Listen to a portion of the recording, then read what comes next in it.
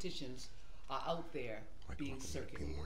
Now, how many we have, we can't determine until about Friday, because we're trying to extend the time as long as we can for people to gather the petitions.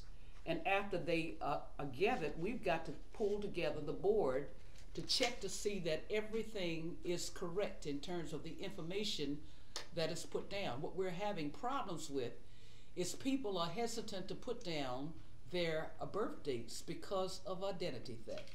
So it takes us, in other words, we spend laborious efforts explaining to people why this birth date is so absolutely necessary. Right. And when it comes to the verification of the signatures. But we have full involvement. In fact, one lady, and I'm talking about Vivian Noonan, stopped by here today to pick up 150 of the petitions, and that's aside from the 15,000, because she said she's personally going to different places throughout the community. We've covered all of the businesses. We've tried our best to cover all of the churches in the area. All of the community groups are involved, but again, it's like pulling teeth because of that birth date. If we didn't have the birth date, then it wouldn't be a problem. I should explain to you too, because I forgot this part. At that September meeting that we had, people came in with petitions already drawn up and signed. And when I looked at the petitions, I said, well, you know, this can't be, because all the petitions have to be alike.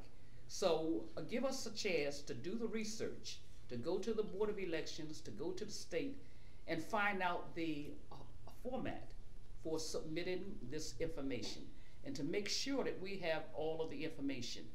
So we gave the petitions back to the community groups that had signed them and said, wait until we get an official petition and then start circulating the petitions. So Ella, just to make sure that I'm clear about this, you had in advance of your press conference community associations who had taken it upon themselves to try to help you out by collecting their own signatures. That was in September. Now, this was long before we had developed any petition or anything else. People had heard, because I think at that August meeting that we had, I told the people, I said, well, there is a way we'll fix them, and we'll fix them by our votes.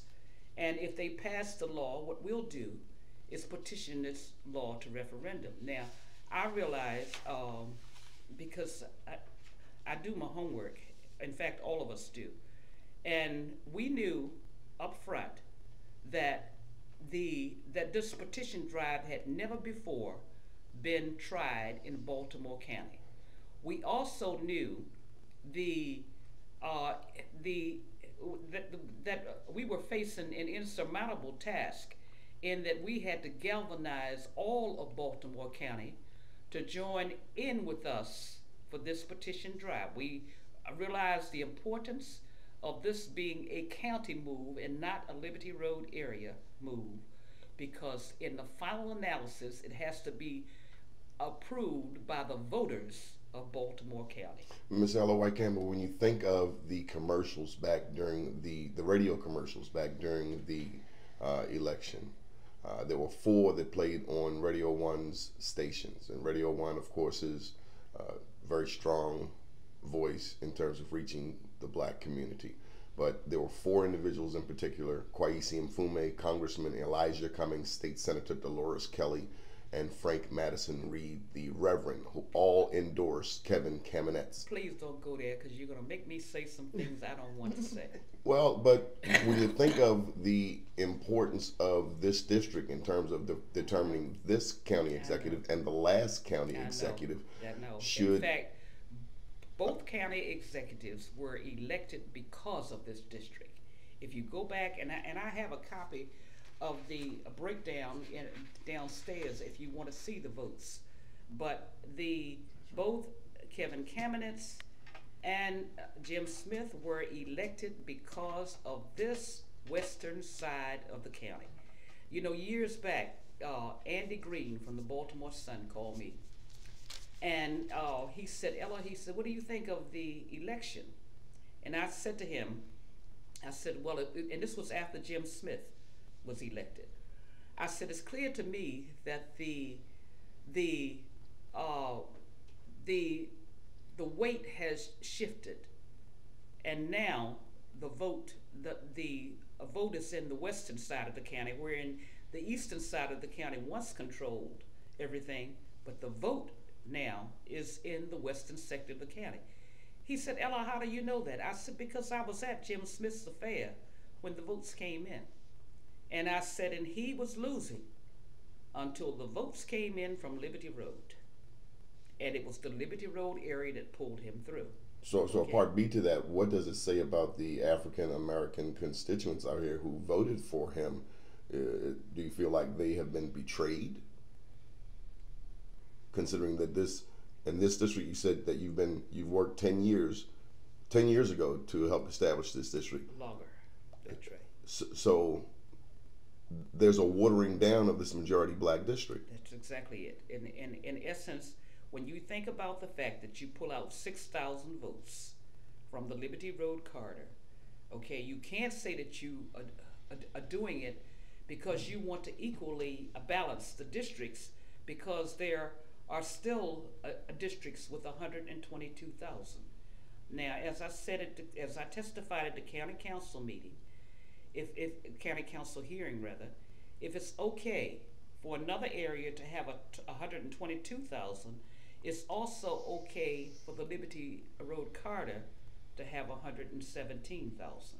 To me, it's senseless to break up two contiguous communities, and I'm talking about the Woodlawn community and the Randallstown community, all because you want to make, in other words, you want to punish Ken Oliver by making his district not the third largest, but the smallest in all of Baltimore County. So who do you punish? You punish the constituents. I have a real problem with that. Okay, morally, ethically, you name it. I've got a problem with it. And the lady, Katie Brown, I've never met her. She Caucasian lady? And just a minute. The strange thing about it, Christine has never met her. Now, when Christine told me on the phone that she had never met Katie Brown, I sent some people out to investigate. I said, I want you to call that election office. I said, and they're gonna, I can't call because they all know me. And all you have to do is say Ella White-Campbell, and right away the flags go up and they start making excuses. I said, so I want you to call and ask to speak to the director. Okay, I said, call different times. Okay, call different days. And guess what? Not one person was able to speak to Katie Brown because Katie Brown is never there. I have a problem with that also. Christine has been there twice. And have you met Katie Brown? No, the first time the first letter on the 13th, I was told, Ms. Brown knows you're coming, leave the packet here. She emailed me her findings and then sent the papers back to me. On the second time I went, Ms. Brown wasn't there. I asked to speak to the assistant director. I was told she's in a meeting, but Katie says to copy it, email it to her, and she would get back to me, but I have never met Ms. Brown. And I find that absolutely deplorable. Now, even when Aaron and I were over there, there was no Katie Brown in that office, okay? Considering they have only a certain amount of days to reply. And that's the thing. You see, what gets me is if it was a state issue, we'd have 6 months to gather signatures. And I think this is purposely designed for you to fail. That's right, because they know that if they hold us up one way, it's going to delay our time. When it's this thing from Katie Brown, that was on the 17th. And she's supposed to be the director of the Baltimore County Board of Elections. Director of the Baltimore County Board of Elections, and you know here we are, the 17th, of October, and we're just getting a response, and it's still an indirect response. It still doesn't say exactly as it appears on the form. Okay. Meanwhile, the clock is ticking. Yes. And I just have a feeling, and I hope I'm wrong. I pray every night, Lord, please help me be wrong, because I don't want to think that this kind of thing is going on in this day and time. But reality keeps slapping me in the face and keeps saying to me that this is an attempt to stop you, and even if you turn in 10,000, not a one will be counted. So how many do you need, and what's the deadline? We need approximately 9,700. It's 9,625, I think. Of this third petition. Of the third petition. Okay. And that's impossible. 9,700 by the 17th of November, and it's impossible because these have not been widely circulated. There are three different petitions out there. The 15,000 petitions that we printed up were the ones that she rejected. Okay, that was that second sheet. Those were the 15,000 that's out there circulating. All we had time to do was to change this on the internet site and pray that people would pull it off the internet. Now people are having problems pulling them off because I had problems. I couldn't get it printed. Okay, when I tried to go in there in order to prepare these packets for you, I wanted to include this petition. I had to say to Christine, would you bring that last petition? And the website being lrcc.info. lrcc.info. This petition is on there.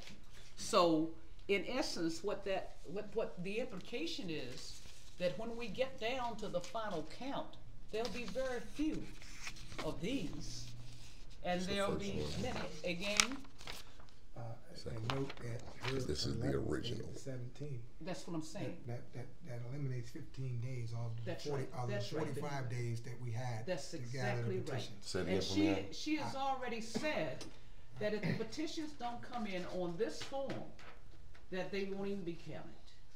The third form? The third form. So how can any be counted?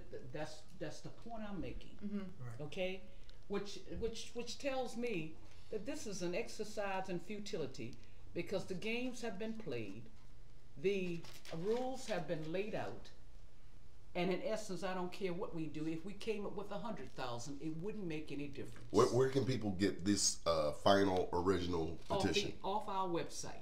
And are they out in the community in any specific location? No, they are not out in the community, because I told you we spent money getting 15,000 of the other petitions printed. And they made you redo them. And that's right. That's exactly right. How should African American constituents in this district feel about that? They should be appalled. They should be appalled. And where would they turn in the form once they print it off of lrcc.info?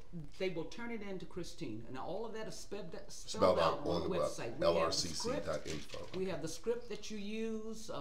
We have the press release. Everything is on that website in terms of directions for turning this in.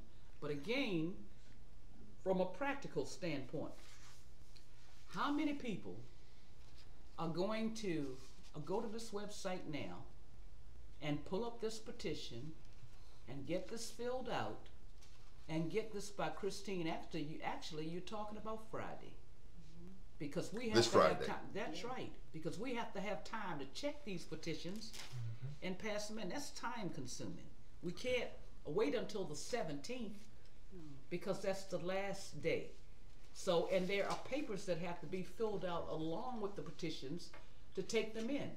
So Christine has to sit down with her board, get the petitions counted, making certain that all the information is correct, and then prepare the paperwork to take them over to the Board of Election Supervisors. Now what's going to happen when we walk over there? And that's next Thursday, the 17th. That's right. Okay. The 17th, by the close of business on the 17th. That's what the law says. Okay. And what's going to happen when we go over there? If 100 will be